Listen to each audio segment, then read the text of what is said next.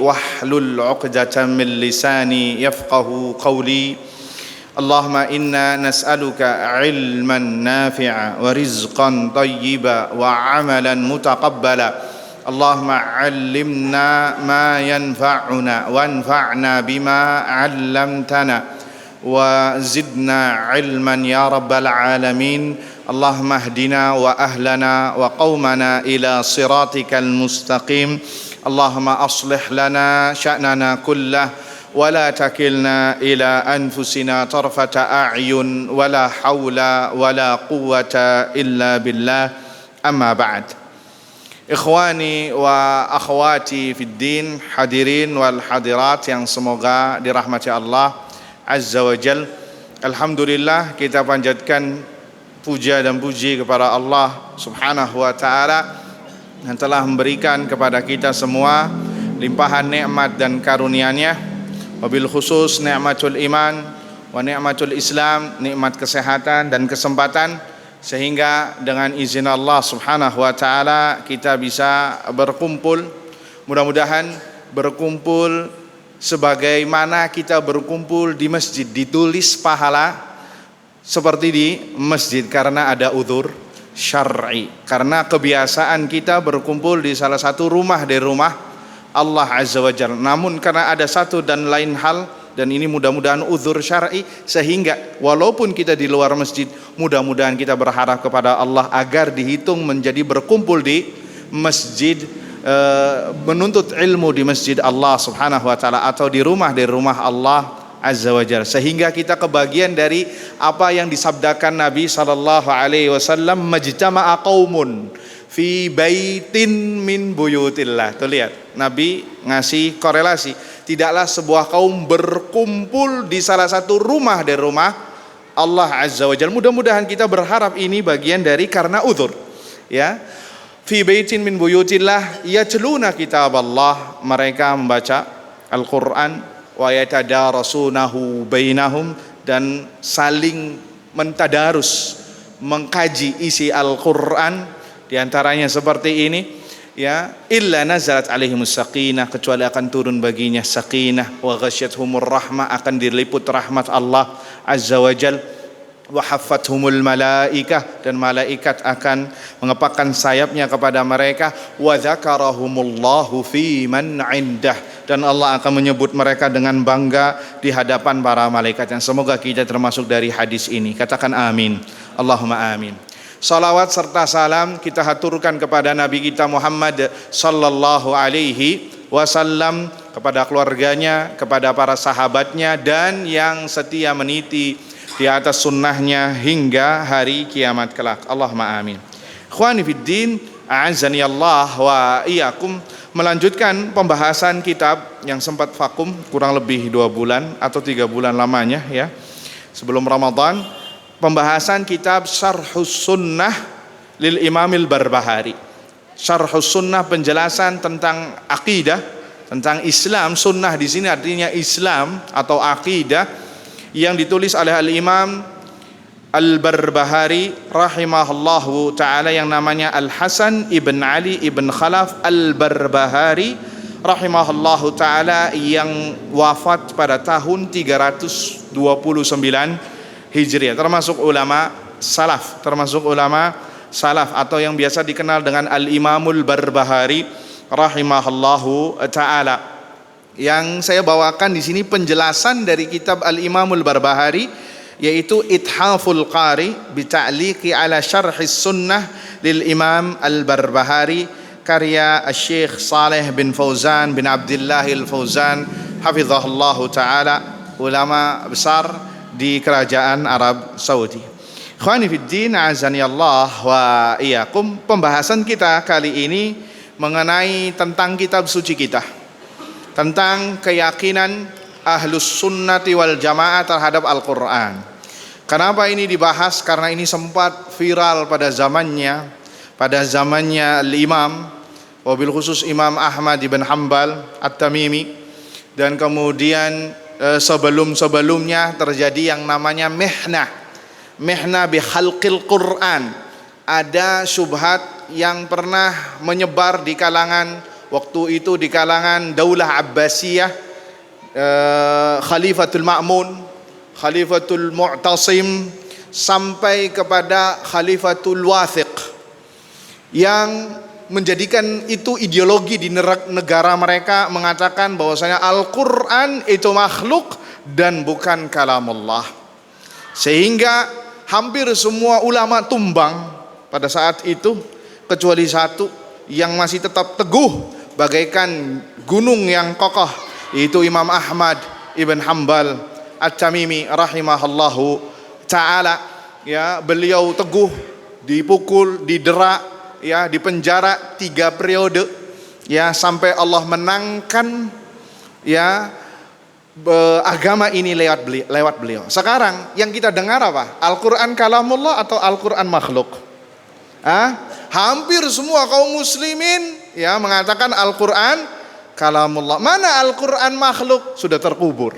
Walaupun masih ada sisa-sisa, nanti dibahas oleh Syekh Shalih Fauzan hafizahullah ta'ala. Sehingga kalimat ini harus, atau akidah ini dijadikan bagian dari usul prinsip pokok Ahlus Sunnati wal Jamaah, mengatakan bahwasanya Al-Quran kalamullah dan bukan makhluk. Sehingga barang siapa yang mengatakan Al-Quran bukan kalamullah, ya, atau Al-Quran adalah makhluk, maka dia telah menyelisihi Al-Quran dan sunnah serta ijma' para ulama. Bahkan sebagian lain mengatakan barang siapa yang mengatakan Al-Quran makhluk maka dia kafir. Barang siapa yang mengatakan Al-Quran bukan kalamullah, maka dia kafir. Akidah Ahlus Sunnah yang benar adalah Al-Quran kalamullah, firman Allah, dan bukan makhluk. Itu harus ada. Taib, ikhwani fiddin, azani Allah wa iyyakum. Kita sebutkan pernyataan Al-Imam Al-Barbahari rahimahallahu ta'ala, mengatakan wal Qur'anu kalamullahi wa tanziluhu wa nuruhu. Al-Quran adalah firman Allah, perkataannya Allah, wa tanziluhu, dan Allah yang menurunkan Al-Quran, wa nuruhu, dan Al-Quran adalah cahaya Allah azza wa jal, wa laysa makhluqan, dan bukan makhluk. Li'anna Al-Qur'ana min Allah, karena kata Syekh, kata Al-Imam, karena Al-Quran datang dari Allah. Wa ma kana min Allah falaysa bimakhluk, dan apa yang datang dari Allah itu bukan makhluk. Wa hakadha qala Malik ibn Anas wa Ahmad ibn Hanbal. Itulah keyakinan Malik ibn Anas wa Ahmad ibn Hanbal rahimahumallah, wa man qablahuma, dan yang datang sebelum mereka dari kalangan para sahabat, wa min ba'dihima, dari kalangan para imam-imam ahli sunnah. Wal mira'u fihi kufrun, dan mendebat masalah hal ini adalah bentuk kekufuran, karena ada indikasi dia meragukan Al-Quran kalamullah. Karena banyak nanti kita sebutkan redaksi, ya, tentang Al-Quran adalah kalamullah dan bukan makhluk, baik dari Al-Quran maupun dari sunnah Nabi sallallahu alaihi wasallam. Ikhwani fiddin, azani Allah wa iyyakum. Taib, kita sedikit membahas, ya.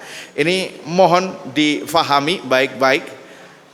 Rakiz, sedikit fokus, karena ini rada sedikit mumet, ya, pembahasannya, dan agak sedikit dalam, karena ini tidak dibahas kecuali di buku-buku akidah dan di buku-buku purut-purut kitab akidah, dan tidak dibahas di umum-umum biasanya. Taib, ikhwani fiddin, a'azzani Allah wa iyyakum. Mungkin yang membawa anak kecil agar dikondisikan, ya, agar dikondisikan, karena saya sedikit kurang tidak fokus. Ikhwani fiddin, a'azzani Allah wa iyyakum. Kita sebutkan wal Qur'anu kalamullah wa tanziluhu wa nuruhu wa laysa makhluqan. Perkataan Al-Imamul Barbahari rahimahullahu ta'ala mengatakan bahwa Al-Quran adalah firman Allah, dan itu adalah Allah yang menurunkannya serta cahayanya, dan itu bukan makhluk. Kata Syekh Shalih bin Fauzan hafizahullahu ta'ala, mengatakan di antara keyakinan Ahlus Sunnah wal Jamaah, ya perlu kita patrikan bahwa Al-Quran itu perkataan Allah. Allah berbicara secara hakikah, secara nyata, secara benar. Ya, sami'a minhu Jibril, yang mana Jibril langsung mendengarnya secara makna dan lafaznya. Kemudian diturunkan kepada Nabi Muhammad sallallahu alaihi wasallam sesuai yang didengar oleh Jibril. Jibril mendengar dari Allah Azza wa Jal. Allah berbicara langsung kepada Jibril, kemudian Jibril memberikannya, mewahyukannya kepada Nabi sallallahu alaihi wasallam tanpa ada pengurangan lafaz dan maknanya. Kemudian Nabi sallallahu alaihi wasallam menyampaikan kepada para sahabatnya, itu adalah Al-Qur'an. Semuanya Al-Qur'an yang ada pada kita sekarang itu kita harus yakini kalamullah haqiqatan, perkataan Allah Azza wa Jal. Nanti kita sebutkan ada yang memiliki penyimpangan bahwasanya Al-Quran bukan kalamullah, akan tetapi itu kalam hikayah. Tahu hikayah? Hikayah itu artinya menyampaikan secara global. Ya, misal Al-Akh ngabarin ke ana, ya, Al-Akh Salim ngabarin satu cerita kepada saya, semuanya saya memahami isi kandungannya, apa yang diceritakan oleh Al-Akh Salim saya ceritakan kepada Al-Akh Fuad, tapi tidak letterlek, tapi pemahaman saya. Nah, ada sebagian sempalan mengatakan Al-Quran bukan kalamullah tetapi hikayah dari perkataan Allah, dan itu juga sesat. Yang benar adalah Al-Quran kalamullah hakikatan, secara hakikat kalamullah, karena Allah berbicara. Nanti kita sebutkan sifat Allah yang ditegaskan oleh Ahlus Sunnah bahwasanya Allah yatakallam, Allah berbicara. Dan di antara sifat ketuhanan Allah berbicara. Allah berbicara kapan saja, dengan siapa saja. Sampai sekarang Allah berbicara. Wa idza arada, apa dalilnya? Surat yang apal Yasin. Apa? Innama amruhu idza arada syai'an an yaqula lahu kun fayakun. Apabila Allah ingin menghendaki sesuatu, maka Allah yaqul, berbicara, kun, maka fayakun. Semua yang terjadi di muka bumi ini, semua makhluk yang diciptakan oleh Allah, karena Allah yang berbicara kun, maka terjadilah. Dan itu akidah Ahlus Sunnati wal Jamaah. Bahkan Allah mencela Yahudi yang menjadikan ijl, sembahan sapi yang disembah, itu apa? Tidak berbicara. Allah Azza wa Jal mengatakan, alam yarau annahu la yukallimuhum. Mengapa mereka tidak berpikir bahwasannya patung sapi tersebut tidak bisa diajak bicara? Ya, berarti ketuhanan itu harus memiliki apa? Sifat berbicara. Nanti kita sebutkan. Sehingga ayyuhal ikhwah, ini akidah yang harus kita patrikan, bahwasannya Al-Quran adalah kalamullah secara hakikah, bukan majas, atau bukan bukan apa tadi, hikayah, hanya globalnya saja, tidak.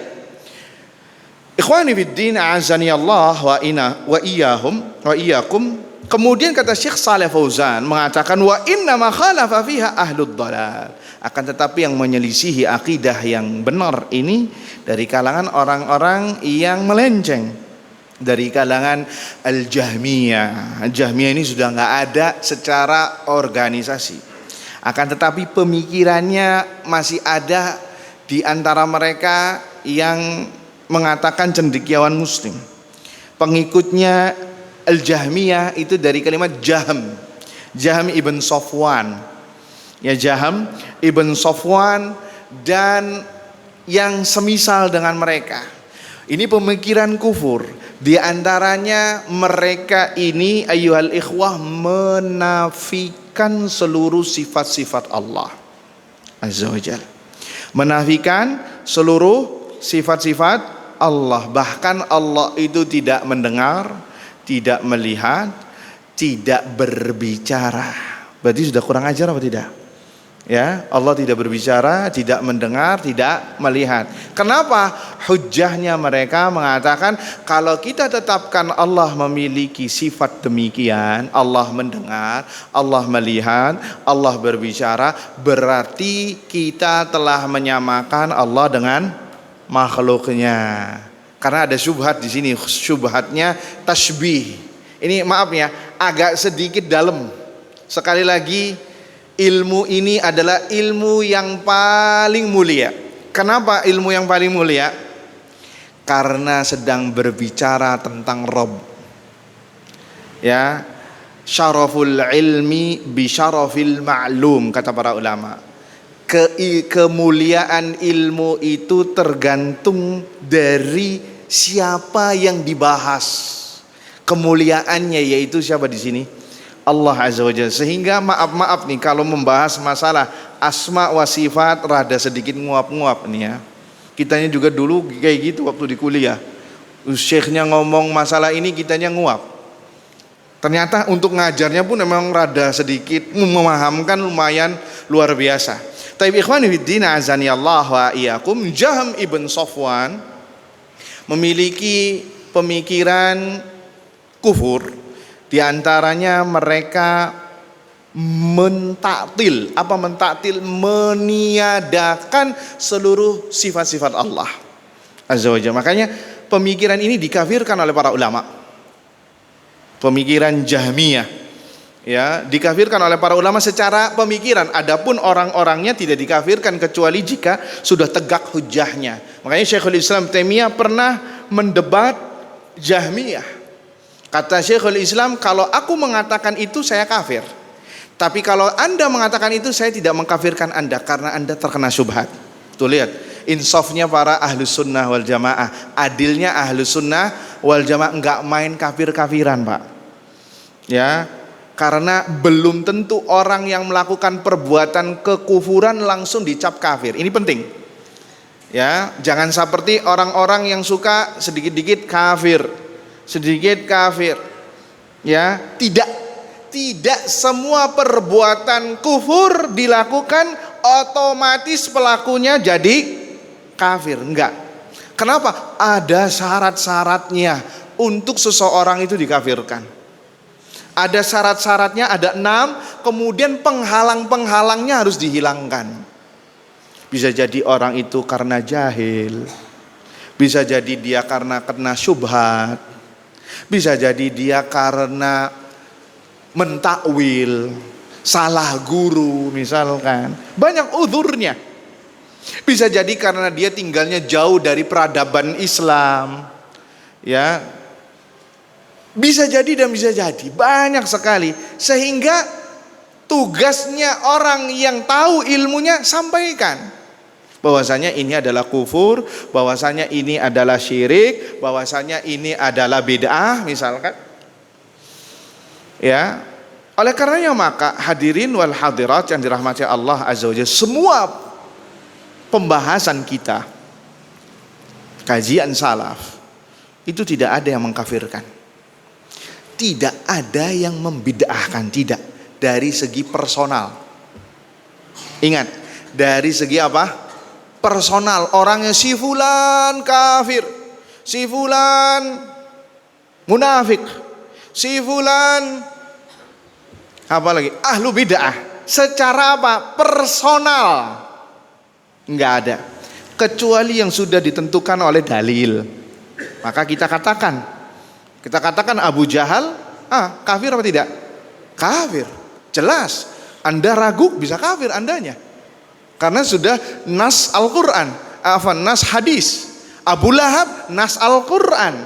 Sehingga kalau ada orang yang menentang surat Al-Masad, nggak mau, ya hati-hati. Anda telah mendustakan Al-Quran. Ada sebagian kaum muslimin nggak mau saya bahas atau baca surat Al-Masad, tabbat yada abi lahabin wa tab. Nggak mau. Kenapa? Karena ini keluarga Nabi. Yang Allah yang ngatain, kok ente yang galau? Jangankan Abu Lahab, anaknya Abu Lahab masuk Islam baca surat Al-Lahab. Kok ente malah ngamuk? Nas Al-Quran nggak boleh. Sesuatu yang sudah tertulis dalam dalil, apalagi Al-Quran, kemudian Anda selisihi, kafir. Sekali lagi, kafirnya secara hukum amalan. Anda harus perhatikan nih, karena sebagian orang masih gagal paham.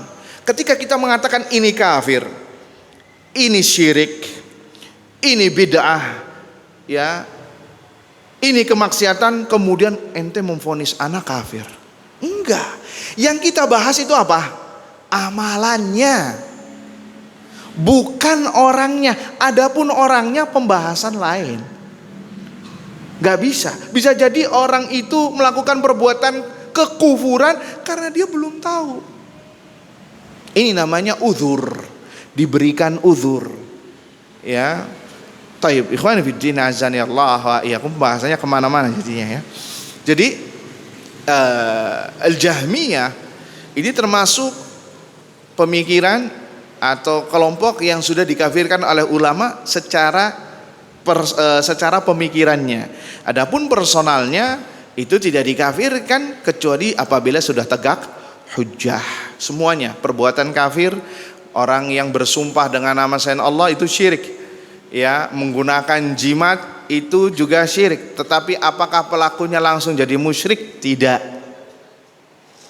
Ya, bisa dijelaskan terlebih dahulu. Kemudian yang memvonis kafir bukan kita juga, Pak. Yang memvonis kafir itu siapa? Para ulama al-kibar. Bukan kita. Kalau kita, perkara itu diserahkan kepada kita, yang ada nantinya rame dan ribut. Ya akhi, ana ngasih salam ke ente, kenapa ente nggak ngucapin salam? Lah, karena ente kafir. Bakal ada nih kayak gitu, ya. Dan itu memang sudah terjadi dalam tubuh ahlus sunnah, sudah ada tuh. Ente kenapa nggak ngucapin salam? Anta mubtadi', anda ahlu bid'ah, ente sesat, dal mudil, sesat dan menyesatkan. Anda nggak mau salat dengan ente, nggak mau nyapa ente, Anda mau nggak mau si salam, Anda cuci tangan dari ente. Bila perlu salah satunya dengan tanah, udah kayak najis mughaladzah. Dan itu real terjadi. Dan ini sifat ekstrim yang dibantai oleh para ulama, yang diberantas oleh para ulama. Dan itu tidak benar. Ya, terlalu ekstrim kanan nggak benar, ekstrim kiri pun juga nggak benar. Yang benar adalah istiqomah, lurus, ihdinas siratal mustaqim. Ada koridornya.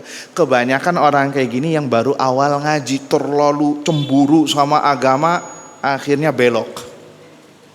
Ya padahal kemarinnya minum khamr, nggak sholat, ya baru sekali 2 kali pengajian langsung main kopar kabir. Nah, langsung nebak hadza mubtadi, ini ahlu bid'ah, ini ahlu maksiat, ini sampai ini ahlu nar. Ini pengikut, ini masuk, sudah divonis masuk neraka, wal iyadzubillah. Hatta orang yang matinya nggak baik pun, jika dia masih muslim, boleh nggak kita memvonis orang itu neraka? Hah? Ada pertanyaan nih. Ada orang matinya wal iyadzubillah minum khamr. Apakah kita katakan dia di neraka? Hah? Tidak. Kenapa tidak? Karena perkara gaib. Iya apa tidak? Taib. Kalau ada orang matinya lagi sujud, sholat, kita katakan dia di surga? Khilaf ulama ini, ada yang ngomong iya juga nih ya.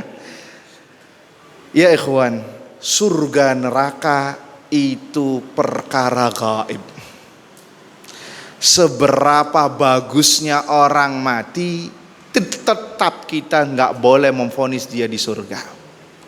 Seberapa buruknya dia mati dalam keadaan maksiat, waliyadzubillah, selagi dalam ranah Islam ya, selagi dia dari muslim masih memiliki iman, tetap tidak boleh memvonis dia di neraka abadan, kecuali yang sudah disebutkan dalil secara personal, seperti Abu Bakar di surga, Umar bin Khattab di surga, Utsman di surga, 10 sahabat Nabi di surga, kaum al-muhajirin dan ansar di surga. Surat Taubah ayat 100. Wasabiqunal awwaluna minal muhajirina wal ansar walladzina taba'uhum bi ihsan radhiyallahu anhum wa radu'an wa a'adda lahum jannatin tajri tahtahal anhar khalidina fiha abada.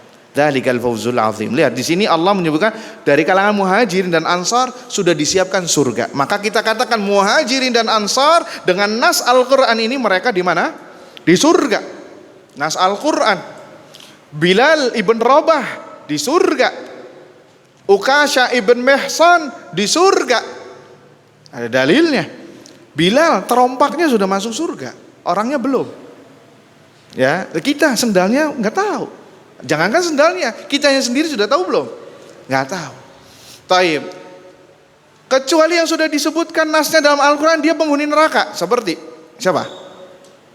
Abu Lahab, mumtaz. Abu Jahal dalam sunnah. Dalam Al-Quran, Fir'aun, Qarun, Haman, Ubay ibn Khalaf di hadis. Ya, dedengkot Quraisy yang mati di perang Badar. Itu semuanya di neraka. Yang mati di atas kekufuran, semuanya di neraka. Semua yang mati di atas selain Islam, di neraka apa tidak? Di neraka. Wajib.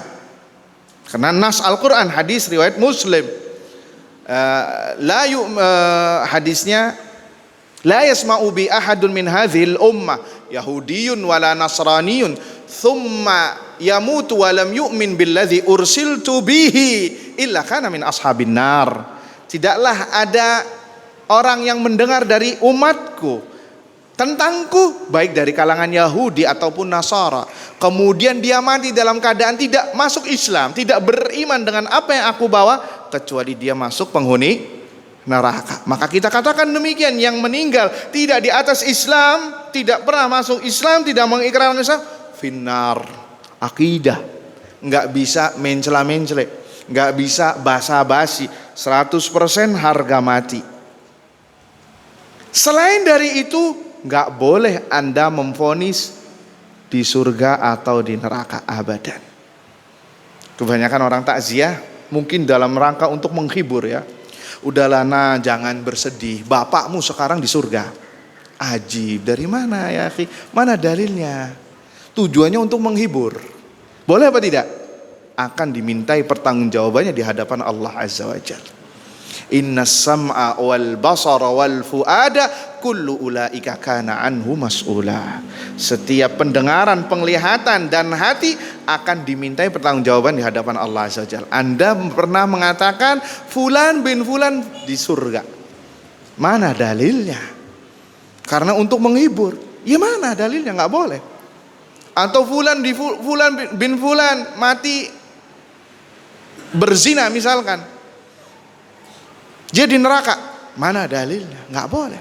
Bisa jadi orang yang berzina atau yang minum khamar diampuni dosanya, bisa jadi. Kita nggak tahu. Apa dalilnya? Antum masih ingat nggak? Pezina dari kalangan Bani Israel. Lihat, dia statusnya pezina. Tapi ngelihat anak anjing yang hampir mati kehausan. Masih ingat? Kemudian dia turun ke sumur tersebut, menggigit sepatunya untuk jadikan ember, kemudian diberikan kepada anak anjing tersebut. Allah berterima kasih kepadanya, Allah masukkan dia ke dalam surga. Gak ada yang tahu. Bisa jadi menurut pandangan kita dia ahlu maksiat, tapi ada amalan yang besar di sisi Allah yang kita gak tahu. Bisa jadi dia ahlu masjid, ahlu shalah, orang yang bertakwa, orang yang soleh, tapi di luar sana ada amalan yang hanya Allah saja yang tahu. Ternyata dia tidak seperti itu. Jadi kita hanya menghukumi saja secara zahir. Ya, fulan muslim, fulan ma'ana bersama kita, salat, haji, zakat. Akan tetapi masalah batin hanya Allah Azza wa Jalla. Apalagi masalah akhirat, hanya Allah Azza wa Jalla. Yang benar itu kita katakan semoga Allah memaafkan dia.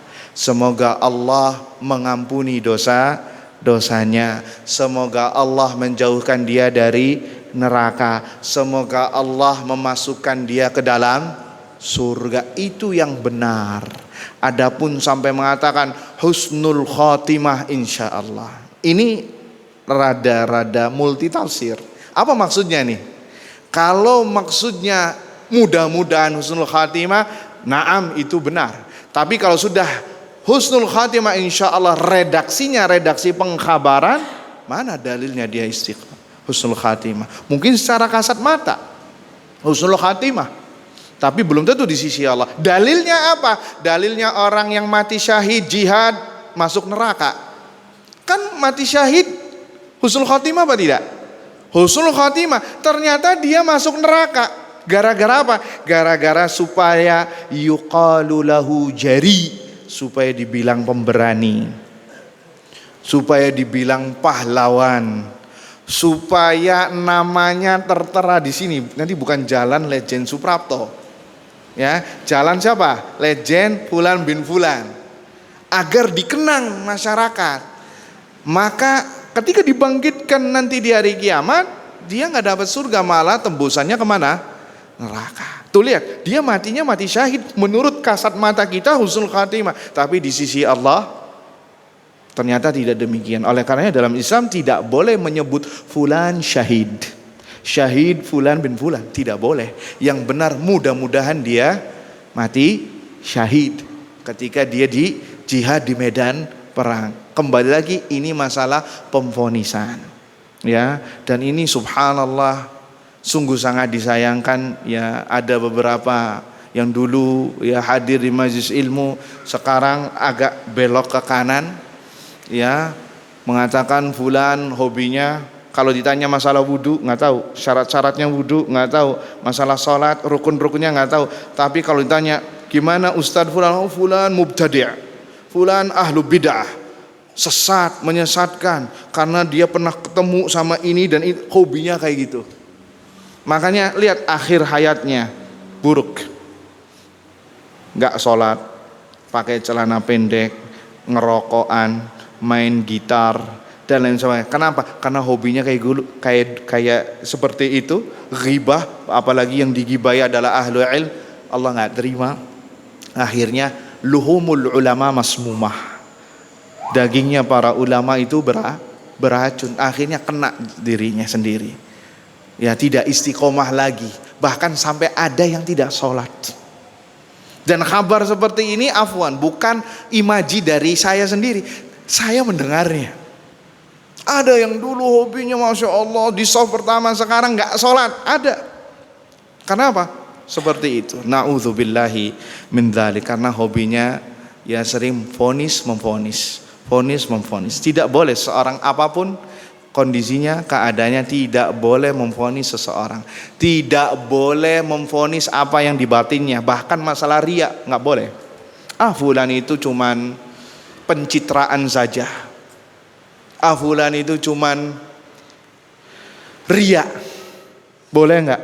Tidak boleh, itu perkara hati. Walaupun mungkin indikatornya besar, indikasi dia berbuat seperti itu besar, selagi masalah hati maka tidak diperkenankan. Ada seorang ulama yang diharamkan oleh Allah Azza wa Jalla menangis beberapa puluh tahun gara-gara menuduh orang yang lagi menangis riya karena ingin dipuji. Taib ikhwani fiddin, a'azzani Allah wa iyyakum. Ini gara-gara Jahmiyah ya, kemana-mana jadinya. Jadi Jahm ibn Safwan termasuk pemikiran yang secara pemikiran memang dikafirkan oleh para ulama. Ya, karena mereka mengatakan Al-Qur'an bukan kalamullah. Al-Qur'an kata mereka makhluk. Allah tidak berbicara, Allah tidak mendengar, Allah tidak melihat dan lain sebagainya. Sehingga kata para ulama, Jahmiyah ini menyembah sesuatu yang tidak ada. Ya, jadi gini ayyuhal ikhwah, dalam masalah manhaj ahlus sunnah, penetapan asma wa sifat, bahwa kita menetapkan apa yang ditetapkan oleh Allah Azza wa Jal di dalam Al-Quran, dan apa yang ditetapkan oleh Rasulnya Sallallahu Alaihi Wasallam di dalam sunnah, ya, sesuai dengan kebesaran dan keagungan Allah Subhanahu wa taala, tanpa mentaktilnya, meniadakan sifat tersebut, tanpa mengatakan tasbih, mengatakan bahwasanya sifat Allah seperti makhluk, tanpa memisalkannya, ya, bahwasanya tangannya Allah seperti tangannya manusia, tidak boleh, tanpa kaifiyah, mengatakan bagaimana tangannya Allah, bagaimana istiwanya Allah, bagaimana turunnya Allah. Maka itulah manhaj ahlus sunnah. Maka ahlus sunnah menetapkan sebagaimana yang ditetapkan Allah dan Rasulnya Sallallahu Alaihi Wasallam secara makna dan secara kaifiyah. Secara makna kita ketahui, adapun kaifiyah hanya Allah saja yang tahu. Kaifiyahnya ada. Ahlus sunnah menetapkan kaifiyah, iya, tapi hanya Allah saja yang tahu. Adapun ahlu bid'ah, sebagian dari mereka ada yang mengatakan na'am Allah maha mendengar, tapi nggak tahu apa maksudnya. Nah, itu tidak menetapkan kaifiyah. Ini perlu jadikan konsep, ya, bagi kita semua. Karena kalau kita memahami konsep ini, kita akan mendengar Allah As-Sami Al-Basir, Allah beristiwa di atas arsy, Allah turun ke langit dunia, Allah berbicara, Allah maha melihat, ya, Allah memiliki wajah, Allah memiliki mata, Allah memiliki tangan. Sehingga apa yang di benak antum ketika mendengar sifat Allah, maka kita tetapkan bahwasannya Allah memiliki sifat tersebut sesuai dengan kebesaran dan keagungan Allah Azza wa Jalla. Jangan dipikirkan kemana-mana, titik. Karena kita sesungguhnya tidak mengetahui zat Allah. Kita tahu nggak zatnya Allah? Nggak tahu. Kalau kita tidak tahu zatnya Allah, maka kita pun juga nggak tahu kaifiyah sifatnya Allah Azza wa Jalla. Makanya Imam Malik Ibn Anas, ya, pernah keringat dingin ketika ditanya oleh seorang, ya, di majelis ilmunya tentang masalah istiwa. Allah beristiwa di atas arsy. Wahai Imam, Ar-Rahman 'alal 'arsy istawa. Allah itu beristiwa di atas arsy-Nya. Sudah masuk maghrib? Isya? Belum? Sudah belum, ya? Allah beristiwa di atas arsy-Nya. Kaifastawa? Bagaimana Allah beristiwa? Langsung beliau menundukkan pandangannya, menahan emosi, marah, ya, sampai bercucuran keringat. Kenapa? Karena pertanyaan ini belum pernah ditanyakan oleh sebelumnya dari kalangan para sahabat. Kemudian beliau memberikan kaidah, yang mana kaidah ini dijadikan sebagai kaidah dalam menetapkan asma wa sifat. Al-istiwa'u ma'lumun, bahwasanya istiwa itu diketahui secara makna. Apa artinya? Ala wartafa'a, tinggi. Wal kaifu majhulun, adapun kaifiyahnya Allah beristiwa, bagaimana Allah beristiwa itu tidak diketahui. Wal imanu bihi wajib, mengimani Allah beristiwa adalah wajib. Wasu'alu anhu bid'ah, dan bertanya Allah bagaimana Allah beristiwa itu perbuatan yang baru, bid'ah. Akhirnya orang tersebut dikeluarkan, ya, dikeluarkan dari majlisnya karena tidak ada adabnya dalam bertanya tentang Allah Subhanahu wa ta'ala. Begitu juga dengan lainnya, Allah memiliki wajah, Allah memiliki tangan, Allah memiliki sifat-sifat yang sudah disebutkan oleh Allah dan Rasulnya Sallallahu Alaihi Wasallam, maka kita tetapkan sebagaimana mestinya. Ikhwani fiddin, a'azzani Allah wa iyyakum. Banyak sekali dalil dari Al-Quran dan sunnah Nabi bahwasannya Al-Quran ini kalamullah. Dalam surat Taubah ayat 6, Allah Azza wa Jalla berbicara mengatakan wa in ahadun minal musyrikin istajaraka fa'ajirhu hatta yasma'a kalam Allah. Wahai Muhammad, jika ada orang musyrik meminta perlindungan kepadamu, maka berilah perlindungan kepadanya sampai dia mendengar kalamullah, perkataan Allah Azza wa Jal. Tuh lihat ya, perkataan Allah Subhanahu wa ta'ala. Kemudian juga Allah mengatakan tentang orang-orang munafikin dan Yahudi yang mana mereka mengganti firman Allah. Yuriduna an yubaddilu kalam Allah. Mereka menginginkan untuk mengganti perkataan Allah Subhanahu wa ta'ala. Taib, ikhwani fiddin, a'azzani Allah wa iyyakum. Maka sekali lagi disebutkan di sini oleh Syekh Shalih Fauzan hafizahullah taala, perkara ini perkara besar, bukan perkara yang disepelekan. Apalagi sampai mengatakan ini ada khilaf. Tidak ada khilaf dalam permasalahan ini di dalam tubuh Ahlus Sunnah, melainkan khilaf antara Ahlus Sunnah dengan Ahlu Bid'ah. Antum harus pahami bahwasanya Al-Quran kalamullah itu yang sudah hak. Annal Qur'ana kalamullah, bahwasanya Al-Quran firman Allah dan itu bagian dari firman Allah. Ya, dan Allah senantiasa berbicara. Kapanpun Allah berbicara. Dan Al-Quran bagian dari firman Allah. Allah berbicara di Taurat, Allah berbicara di Injil. Tentunya Taurat dan Injil yang murni dahulu itu juga firman Allah Azza wa Jal. Ya, Taurat dengan bahasa Ibrani, Injil dengan bahasa Siryaniyah. Ya, Allah berbicara.